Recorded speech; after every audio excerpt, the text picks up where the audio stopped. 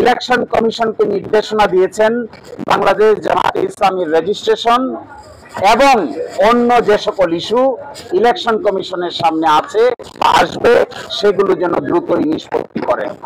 বাংলাদেশ জামায়াত ইসলামীর রাজনৈতিক স্বীকৃতি ফিরে পাওয়ার পথে এসেছে আলোকবর্তিকা। দেশের সর্বোচ্চ আদালত সুপ্রিম কোর্ট জামায়াতের নিবন্ধন ফিরিয়ে দিতে নির্বাচন কমিশনকে নির্দেশ দিয়েছেন।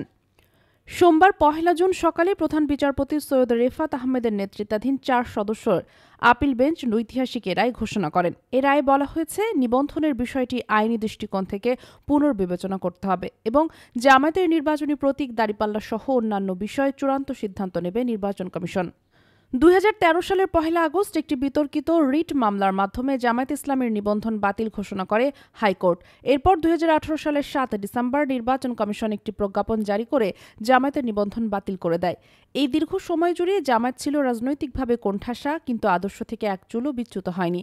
দলটি তার সাংগঠনিক কাঠামো, রাজনৈতিক অবস্থান এবং ইসলামী আকীদা অটুট রেখে দাওয়াত, শিক্ষা ও সেবামূলক কার্যক্রম চালিয়ে গেছে নিরবধি। এই রায়ের পেছনে রয়েছে দীর্ঘদিনের আইনগত সংগ্রাম। জামায়াতের পক্ষে আদালতে ছিলেন সম্মানিত আইনজীবীরা ব্যারিস্টার এহসান আব্দুল্লাহ সিদ্দিক, ব্যারিস্টার ইমরান সিদ্দিক, অ্যাডভোকেট শিশির মনির, ব্যারিস্টার নাজিব মোমেন এবং মীর আহমেদ বিন কাশেম। তারা সুস্পষ্টভাবে প্রমাণ করেছেন জামায়াত একটি নিবন্ধিত রাজনৈতিক দল হিসাবে সাংবিধানিকভাবে স্বীকৃতি পাওয়ার যোগ্য এবং আদালত সে যুক্তি মেনে নিয়েছেন। এ রায় আমাদের মনে করিয়ে দেয়, আল্লাহর উপর ভরসা করে ন্যায়সঙ্গত পথে এগিয়ে গেলে শেষ পর্যন্ত বিজয় নির্ধারিত। জামায়াতের কেন্দ্রীয় নেতৃত্ব সবসময় বলে এসেছে, আমরা জামায়াতকে নয় ইসলামকে ক্ষমতায় আনতে চাই। এই লক্ষ্যকে সামনে রেখে তারা কখনো হিংসা বা প্রতিহিংসার রাজনীতি করেনি, বরং শান্তিপূর্ণ গণতান্ত্রিক প্রক্রিয়ায় ইসলামকে প্রতিষ্ঠা করতে চেয়েছে। এর রায় শুধু একটি দলের জন্য নয়, এটি আল্লাহর প্রতি আস্থাশীল প্রতিটি মুসলমানের আইনি ও নৈতিক বিজয়ের প্রতিচ্ছবি।